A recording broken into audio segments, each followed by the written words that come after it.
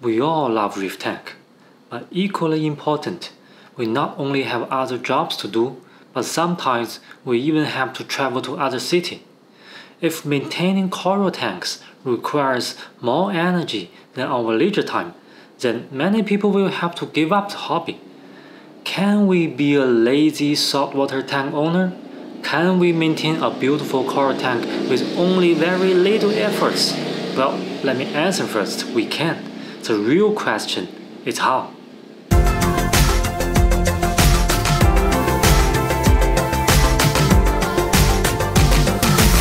Let's think about the things that make up the main parts of our work in maintaining the saltwater tanks. First, water exchange. Second, cleaning the filtration system. 3. Trace element supplement. 4. Animal feeding and management. Okay, now that we know which tasks are taking up most of our time, it is easier to think about how we can save our time on each of these major tasks. First, water exchange. No one knows exactly how often it is appropriate to change the water. I have seen a lot of people changing their water once a week, even more frequently than that. And I've also seen that people not changing their water for half a year. For most people working for a company, especially those who need to travel for work, changing the water once a week is too hard. I am be able to change only once a month and only change a quarter to 1/3 of the water at a time. However, in order for such a lazy water exchange to support the normal function of the saltwater tank, several conditions are required. First, choose LPS over SPS. LPS saltwater tank has a higher tolerance of nitrate in the water and lower requirement for trace elements. Even if the water is changed once a month, it is enough to keep the water quality within the acceptable range. Secondly, animal selection tend to favor soft-body coral and controlling the proportion of bony coral to within a half.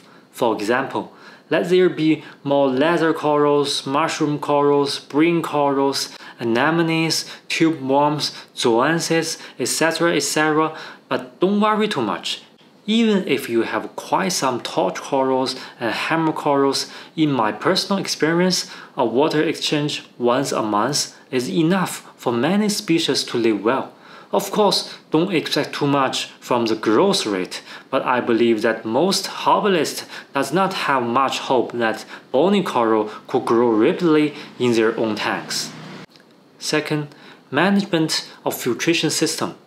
The filtration system is a complex system, often including filtration cotton, potent skimmer, biological reaction zone, and a macroalgae zone. My lazy way is once a week to clean the filtration cotton and clean the protein skimmer, trim the algae, and it worked perfectly fine. Of course, this also requires a foundation. Do not overload your saltwater tank. The purpose of the filtration system is to remove excessive nitrogen waste, so as long as you do not produce too much, there is no need to wash frequently. When I choose a coral or other animals, I choose an animal that feed mainly on photosynthesis. For fish, I tend to choose scavengers or omnivorous fish and mix in some crustaceans to make sure the feed you put in is used as well as possible. This way, you don't need to clean the filtration system so frequently. 3. Trace element supplement. This part of the job is a lot of reefers' nightmare. Because first, you have to understand the hardness, alkalinity, and the content of necessary metal elements in your saltwater tank, and then you need to determine the dosing speed of trace elements according to the rate of consumption. Just by talking about it, I'm already tired. My solution is very simple. Try not to use dosing system. This goes back to what we talked about earlier in the frequency of water exchange, choosing LPS over SPS, and choosing soft corals over bony corals whenever possible. These corals do not need to accumulate so many minerals, so minerals from the feed and from the once a month water exchange are good enough for supporting the animals. 4. Animal feeding and management. In general, feeding animals in saltwater tank is not a problem. In fact, watching fish and shrimp eat is a very satisfying experience. But trust me, there are some coral or fish choice that can also cause a lot of trouble with feeding. For example, some carnivorous fish, such as lionfish or grouper, does not like eating pellets. So in order to keep them full, we need to put in shrimp meat alone. This makes the feeding process so much more difficult. Some carnivorous corals, such as tube corals, do not grow well if they are not regularly fed along through a feeding tube. Therefore, to make feeding easier and yourself lazier, choose fish that are easier trained to eat pellets, or maybe just choose some omnivorous fish that eat everything, and choose corals that are mainly rely on photosynthesis, so that only a little feed is needed every day to maintain the nutrient input for the saltwater tank, so to make feeding only an enjoyable thing. Animal management is not only just about feeding. Illness, fighting, unexplained, and inevitable deaths are all important parts of the daily management of a saltwater tank.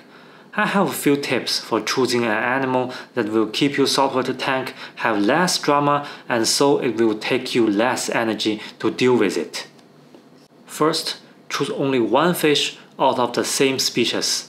A fight between the same species fish not only leave one fish out of two, but also the infection left behind can spread to other fish, distracting you from worrying about the possible dead fish every day.